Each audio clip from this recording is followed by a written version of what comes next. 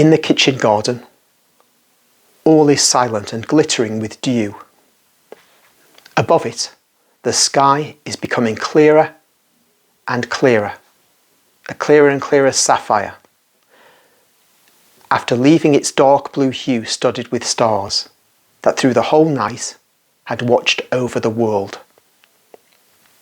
Dawn is driving back from east to west these still dark zones, like a wave that during high tide advances more and more, covering the dark beach and replacing the grey dark shade of the damp sand and of the reef with the blue sea water.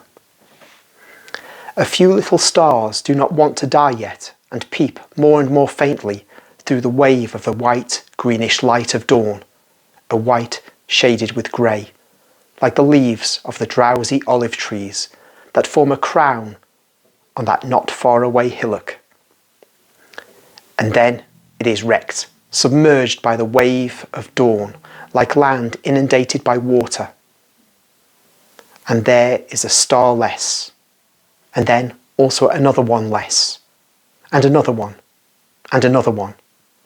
The sky loses its herd of stars, and only over there, to the remote east, 3, then 2, then 1 remain to contemplate that daily wonder, which is the rising dawn. And then, when a pink thread draws a line on the turquoise silk of the eastern sky, a breath of wind passes over leaves and herbs and says, "Wake up, the day has risen."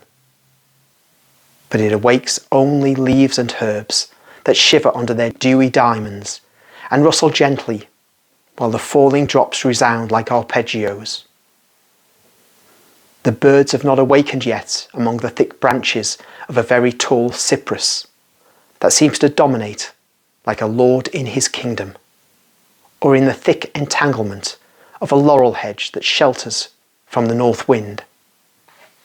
The guards, weary, cold, sleepy, in various postures, are watching over the sepulchre, the stone of which has been reinforced round its edge, as if it were a buttress with a thick layer of lime, on the opaque white of which stands out the large rosettes of red wax of the temple seal, impressed with others directly on the fresh lime.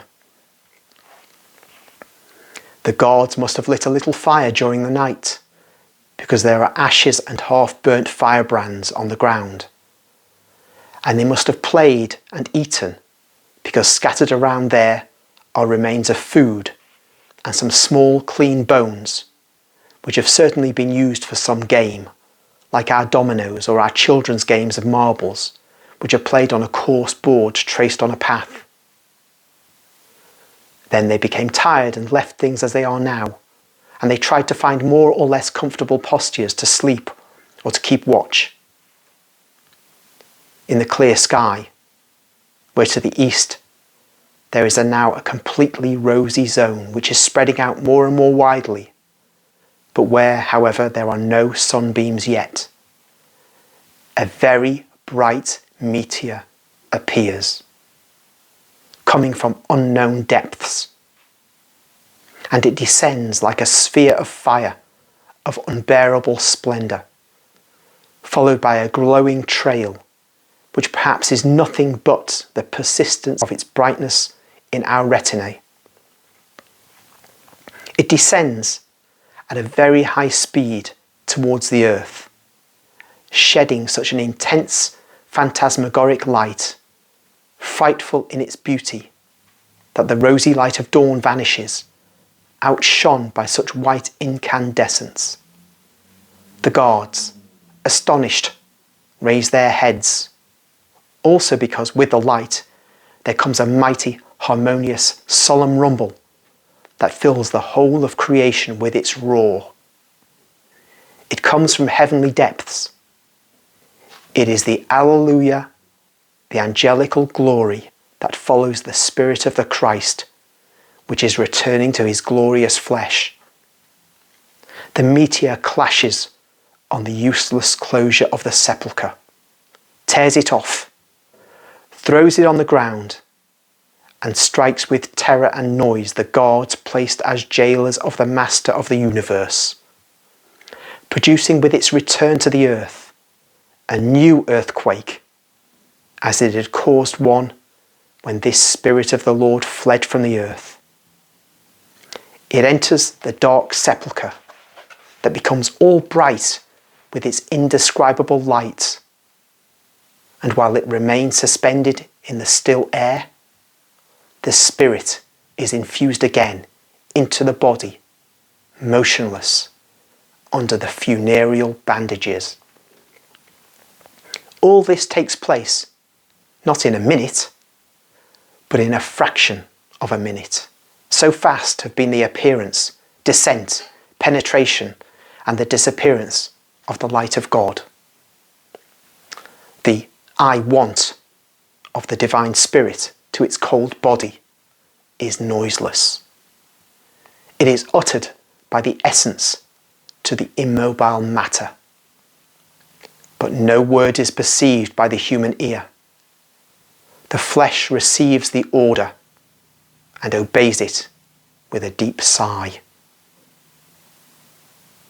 Nothing else for some minutes.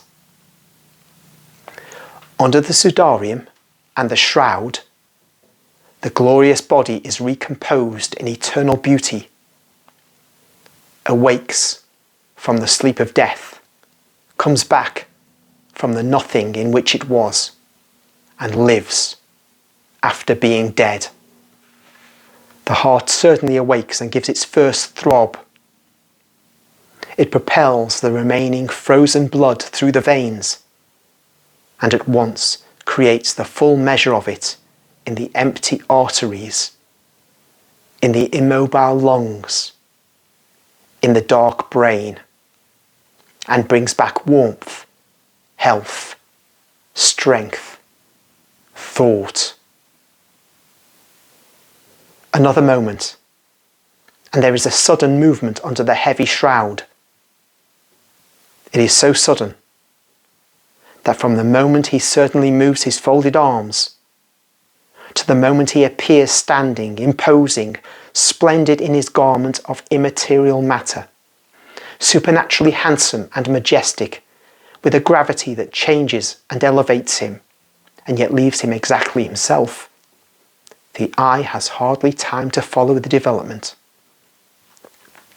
And now it admires him, so different from what the mind remembers, tidied up, without wounds or blood, only blazing with the light that gushes from the 5 wounds and issues from every pore of his skin.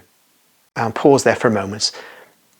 I mentioned the reference to the sudarium and the shroud. Well, we know what the shroud is.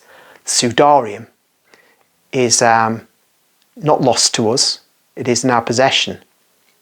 It was in Jerusalem. In fact, it's how we date the shroud being before the 14th century false carbon dating that was given. Because the sudarium and the shroud have the same blood pattern. They belong to each other. The sudarium was the cloth that was over Jesus' face. It was, we know from historical records, that it was taken from Jerusalem in the year 614 AD. That was the year that the Persian army made an incursion into the Byzantine Empire. And so, fortunately, our predecessors took this cloth and on ship sailed to Alexandria. But the Persians were sailing towards Alexandria. They wanted to conquer that part of the Byzantine Empire. So Alexandria was not safe. And so a ship sailed with the sudarium from Alexandria to southern Spain. And that's where the sudarium was kept for centuries. But then, well, I shouldn't say not for centuries, because it wasn't too many centuries later, but then the Muslims invaded in 711 AD. And that, and no doubt countless other relics, were taken north. In fact, many were buried to escape the Muslim blasphemers who wanted to destroy them. And so the sudarium was taken north and finally find its resting place in Oviedo, where it is today. So that's a potted history of the Sudarium. There's also the mention of the light gushing from the 5 wounds and issuing from every pore of Jesus' skin. And for those who've seen the Passion of the Christ, there'll be the immediate thought, yes, that's what happened when Mel Gibson showed Jesus risen from the dead and walking out of the tomb, this blazing light from the wounds of our Lord. I can't remember if that is those lights from his wounds are referred to in Anne Catherine Emmerich's visions. They may well be, because Mel Gibson takes much of his film of the Passion of the Christ from her visions. But it's another interesting parallel to the visions of Maria Valtorta. So I'll resume the narrative. When he takes his first step, and in the movement the rays emanating from his hands and feet halo him with beams of light, from his head haloed with a garland made with the countless little wounds of the crown, which no longer bleed, but only shine, to the hem of his tunic when opening his arms that were folded across his chest, he uncovers the zone of very bright luminosity that filters through his tunic, inflaming it like a sun at the height of his heart.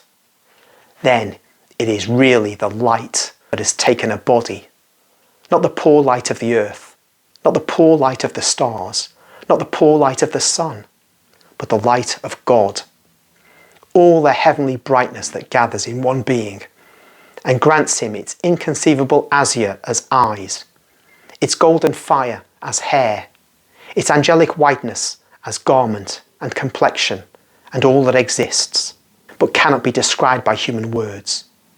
The supereminent ardour of the most holy Trinity, that outshines with its ardent power every fire in paradise, absorbing him in itself, to generate him again at each moment of the eternal time. Heart of heaven that attracts and spreads his blood, the countless drops of his incorporeal blood, the blessed souls, the angels, everything there is paradise, the love of God, the love for God. All this is the light that forms the risen Christ. When he moves, coming towards the exit, and the eye can see beyond his brightness, 2 most beautiful brilliancies, but similar to stars compared with the sun, appear to me. One on this side, the other on the other side of the threshold, prostrated in the adoration of their God, who passes by, enveloped in his light, beatifying with his smile, and he goes out, leaving the funereal grotto and going back to walk on the earth that awakes out of joy and shines in its dews, in the hues of herbs and rosaries, in the countless corollas of apple trees that open by a wonder to the early sun that kisses them, and to the eternal sun who proceeds under them. The gods are there, shocked. The corrupt powers of man do not see God, whereas the pure powers of the universe, the flowers, herbs, birds, admire and venerate the mighty one, who passes by in a halo of his own light and in an aureola of sunlight. His smile, his eyes that rest on flowers, on dead branches, that look up at the clear sky, everything becomes more beautiful and more soft, and shaded than a silky rosary are the millions of petals forming a flowery foam on the head of the conqueror, and brighter are the diamonds of the dew, and of a deeper blue is the sky reflecting his refulgent eyes, and more joyful is the sun that with gladness paints a little cloud blown by a light wind, that comes to kiss its king with scents stolen from gardens and with caresses of silky petals. Jesus raises his hand and blesses. And then, while the birds sing more loudly and the wind carries its scents, he disappears from my sight, leaving me in a joy that cancels even the slightest remembrance of sadness and suffering and hesitancy about tomorrow.